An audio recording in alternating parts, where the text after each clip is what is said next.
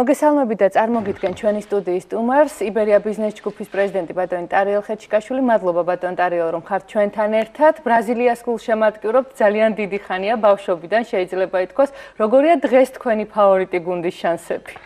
ვფიქრობ, რომ შანსები საკმაოდ დიდია, თუმცა იმდენად სავსეა მოულოდნელობით ეს ჩემპიონატი წინასწარ ალბათ თვითონ ყველაზე თავდაკლულ გულშემატკივრობასაც კი ბრაზილიის ნაკრებს გაუჭირდება, რომ თქვას ესაც პროცენტიანი მოხდება, თუმცა იმედს ვიტოვებთ, რომ ბრაზილიის ნაკრები შეძლებს წარმატებას, თუმცა ვფიქრობ, რომ საკმაოდ დიდი ბრძოლები ველოდება წინ. ბატონ ტარიელ, თუ კი შევაფასებთ მერვედფინალურ მატჩს ჩილეს გუნდთან, რა იყო ყველაზე მთავარი შეცდომა, როდესაც ბოლო წამამდე გაურკვეველი იყო აი ამ გუნდის ბედი? პირველ რიგში შეცდომა პირველ რიგში უნდა გამოყოთ ჩილეს ნაკრების საკმაოდ კარგი თამაში და რაც ყველაზე მთავარია, თავდაჯერებული თამაში. მე ვფიქრობ, რომ ძალიან ბევრი ქვეყნის ნაკრებისთვის ეს არის კარგი მაგალითი, თუ როგორ შეიძლება ისეთ გრანდებს, როგორც ბრაზილიის ნაკრებია, ეთამაშო როგორც ტოლიდა სწორი და მეტიც ბოლო წუთზე საფეხბურთო ფორტუნამ დაინდო ბრაზილიის ნაკრებმა, რომ არა ის ძელი ალბათ დღეს სხვადასხვა შედეგი იქნებოდა. პირველ რიგში რა თქმა უნდა, ჩილეს კარგი თამაში უნდა გამოყოს. მეორე ალბათ ვფიქრობ, რომ მაინც ის პასუხისგებლობა, რაც თითოეულ ბრაზილიელს ეს დამატებით თურთად არის, იმიტომ მიუხედავად იმისა, ეს არის ძალიან დიდი მუხტი, ყველა ალბათ ვინც ვისმენთ იმ პირველ წუთებში ხინს როგორ მთელი სტადიონი ერთად ასრულებს, რა თქმა უნდა, ეს ძალიან ემოციური, მაგრამ ამავდროულად რომ ძალიან დიდი ტვირთია. მე ვფიქრობ, რომ ესეც არის ძალიან დიდი ბარიერი იმისა, რომ რეალურად ბოლოს აღარც მახსოვს 11 წელი როდის აღაცლია ფეხბურთელმა შეიძლება მეკარემ აიღოს, ძელს გაარტყეს, მაგრამ ესეც იმ დაძაბულობის ფონზე ხდება. ალბათ ვფიქრობ, რომ კიდე თავდაჯერებულობაც აქვს ძალიან ესეთი, თქმა სეზონის თავდაჯერებულობაც გამოდენენ. პირველი ტაიმის 30 წუთი საკმაოდ კარგი ფეხბურთი აჩვენეს, დიდი უპირატესობა ჰქონდათ, მაგრამ ნელ-ნელა ეს უპირატესობა ფაქტურად აფლანგეს და ბოლო წუთებს თუ გაიხსენებ დამატებით დროის ფაქტურად ბოლო წუთებზე შეგუებულებიც კი იყვნენ ბრაზილიელები, რომ შედამთავრებული და პენალტებში ეძიათ ბედი, რაც ვფიქრობ ძალიან ცუდი ნიშანია.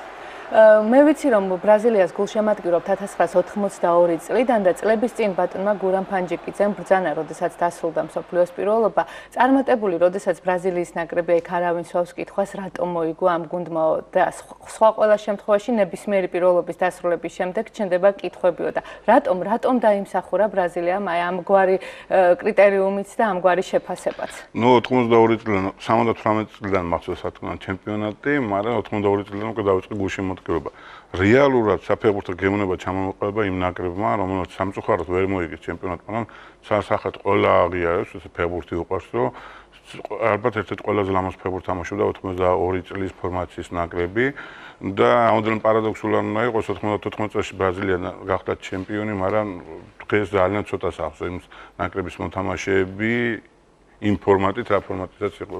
ახსოვთ, მე ვამბობ საფეხბურთს გემოვნების კუთხით და 82 სასახად საუკეთესო ნაკრები ყავდათ. ალბათ ყველაზე კარგს, ყველაზე მეტი კომენტარი სჭირდება და ყველაზე მტერი და ყველაზე მეტი მოკეთე ყავს ფეხბურთშიც არის ეს, ასე რომ ვფიქრობ, რომ ეს არ შეძლება ეს პროცესი, როც მოიგოს, რა თქმა უნდა გამარჯვებულებს არ სჯიან, მაგრამ ვფიქრობ, რომ ბრაზილიის ნაკრები, ისე როგორც სხვა ნაკრებები, წარმატებული ყოველთვის განჯისაგან იქნება. მე ვფიქრობ, რომ ყოველთვის მოელიან ბრაზილიის ნაკრებისგან ლამაზ თამაშს და მიჩვეულები იყვნენ 70-იან წელს ჩვენზე უფროს თაობაც 60-ს მეც მინახია, რომ იქ საერთოდ 60-იან და 70-იან წლებში ბრაზილიის ნაკრებს შეიძლება გაეშვა ორი ბურთი და მაინც მოიგო, იმიტომ რომ ესეთი უპირატესობა ჰქონდათ. დღესაც ალბათ ამ პროცესის მონაწილეები ვარ და იმიტომ არც არის, რომ არ არის საკმარისი თუნდაც პენალტებით მოიგოს ან ერთბურთიანი უპირატესობა. მიგვაჩვია ბრაზილიის ნაკრებმა წლების მანძილზე, რომ ის სასახად უნდა ძლიერი უნდა იყოს, ერთი თავით უდაჯებდა და ამავდროულად ლამაზად თამაშობს.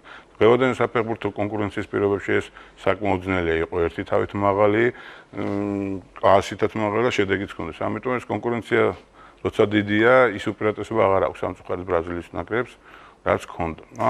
თუმცა, როდესაც საუბრობთ იგივე საფეხბურთო კონკურენციაზე, საკმაოდ მტკივნეულია ესპანეთის, იტალიის, ინგლისის ნაკრების კომაქტათვის, რომ მათი გუნდები უკვე წავიდნენ შინ. რატომ ბატონ ტარიელ? რატომ განიცადა კრახი ევროპულმა კლუბებმა? იგივე გერმანიის ნაკრები, კიდევ ერთი ევროპული კლუბი, გუნდი, რომელმაც ფაქტიურად დამატებით დროში მოიპოვა გუშინ წარმატება. ამაზე ძალიან ბევრს საუბრობენ სპეციალისტები და ალბათ მეც მომიწევს გამეორება, მაგრამ ფაქტიც ორი ძირითადი ფაქტორია ჩემის აზრით, რომელიც განაპირობებს ესეთ შედეგს. პირველი ეს არის, რომ ყველა წარმატებული ფეხბურთელი მონაწილეობს ევროპის სხვადასხვა გათამაშებაში და საფეხბურთო სეზონი ევროპაში საკმაოდ დატვირთულია, ინტენსიურია, მოგეხსენებათ უამრავ ტურნირში იღებენ თვითონ ჩემპიონატები მთელი წლის მანძილზე გრძელდება და იქ არის საკმაოდ დაძაბული ჩემპიონატი, შესაბამისად მთელი ენერგიის დახარჯვა უწევთ მთელი სეზონის განმავლობაში და ფაქტობრივად ფეხბურთელები გამოფიტულები არიან.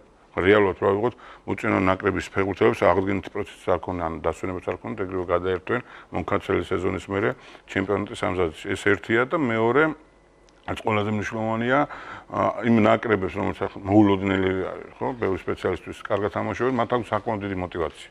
мотиваცია იმისა, რომ შედგენენ როგორც წარმატებული ფეხბურთელები და სწორედ ამ ჩემპიონატის მერე მიაღწიონ ზუსტად ახალ კონტრაქტებს და მათთვის ეს ძალიან დიდი გამოწვევაა. და ნუ იმ პატრიოტიზმის და мотиваციაც არ უნდა დავკარგოთ, იმიტომ პატარა ქვეყნებს აქვს საკმაოდ დიდი мотиваცია და მე ვფიქრობ ჩვენი ქვეყნისთვის საკმაოდ კარგი მაგალითია იმისა, რომ იგივე კოსტა-რიკის თამაში. რა თქმა უნდა, გუშინდელი ხა ალჟირის ნაკრების თამაშიც ძალიან კარგი მაგალითი იყო გერმანია ორი ეთამაშა და საკმაოდ წარმატებულად. ამიტომ მე ვფიქრობ, რომ мотиваცია ძალიან მნიშვნელოვანია, ძალიან მნიშვნელოვანია კიდე ერთი ფაქტი, რომელიც უნდა აღინიშნოს, რომ მწვრთნელების ძალიან მაღალი დონე. მწვრთნელის ფაქტორი ძალიან მნიშვნელოვანია, როგორ მოხდავს გუნდს, როგორი мотиваცია, როგორ არიან ჩართულები და როგორ ერთი გუნდი იგრძნობა, თუნდაც ალჟირის მაგალითზე ავიღოთ, თუნდაც კოსტა-რიკის და სხვა ნაკრებების მაგალითზე. ეს არის ჩემს აზრით ჩვენი ნაკრებისთვის სამაგალითო. ბატონ ტარიელ, დღეს გაიმართება ბოლო ორი მერვეთფინალური მატჩი და წინასწარ უკვე გავრცელდა ინფორმაცია, რომ არგენტინელები ემზადებიან 11 მეტრიანი სერიისთვის. რამდენად რეალურია, რომ საბოლოოდ ყველაფერი უკვე პენალტების სერიამდე მივიდეს, შვეიცარიასთან ითამაშებენ ისინი და დღეს პირველი მატჩია ეს. გამომდინარე იმისათვის, თუ რა მეოთხე ფინალურ თამაშებში რაც მოხდა, ალბათ ძალიან ლოგიკურია და საერთოდ ყველა გუნდი უნდა ემზადებოდეს, იმიტომ რომ ძალიან მნიშვნელოვანია, რომ ეს ამზადად გქონდეს. თუმცა, რა თქმა უნდა, არგენტინის ნაკრების გულშემატკივრები იმედოვნებენ, რომ არ მივა 11 მეტრი ამბავი. რაოდენ პარადოქსული არ უნდა იყოს, შეიძლება მიუხედავად იმისა, რომ მე ბრაზილიის ნაკრების გულშემატკივრობ, ნამდვილად მინდა არგენტინის ნაკრებს უსულო წარმატება, იმიტომ რომ იქ სოფლიო ფეხბურთის გენია თამაშობს და მინდა რომ წარმატებული იყოს მისთვის ეს სეზონი, ლეონელ მესის გულისხმობ და ძალიან კარგი იქნება თუ იმდეს არ გვანანებულება რამდენიც ბრაზილია. მე უფრო ლამაზ ფეხბურთს მომხრევა, რა თქმა უნდა, ბრაზილიას გულშემატკივრობა. და გინდათ ფინალი იყოს ბრაზილია-არგენტინა? ნუ ეს ხო საუკეთესო ვარიანტი იქნება, თუმცა მე ვფიქრობ, რომ იქ ჩაერთვება აუცილებლად გერმანიის ნაკრები და ჰოლანდია ერთმანეთს თამაშობთ, ესე ძალიან მნიშვნელოვანი იქნება. ალბათ საუცხოო იქნება გერმანია, ბრაზილია-არგენტინა. ძალიან დიდი მადლობა. მე ვეტყვი ჩვენს ტელემაყურებელს, რომ ჩვენი სტუდიის სტუმარი იბერია ბიზნეს ჯგუფის პრეზიდენტი ბატონ ტარიელ ხეჩიკაშვილი გახდათ. მე დარწმუნებული ვარ, რომ უამრავი მაისურია თქვენს კოლექციაში, მაგრამ ამჯერად გადმოგცემთ ჩვენს მაისურს და პირველ არხთან ერთად უგულშემატკივრეთ მსოფლიოს ჩემპიონატს და თქვენ საყვარელ გუნდს. დიდი მადლობა. მე უკვე მომდევნო საათში მსოფლიოს ჩემპიონატის სიახლეებით გიბრუნდებით.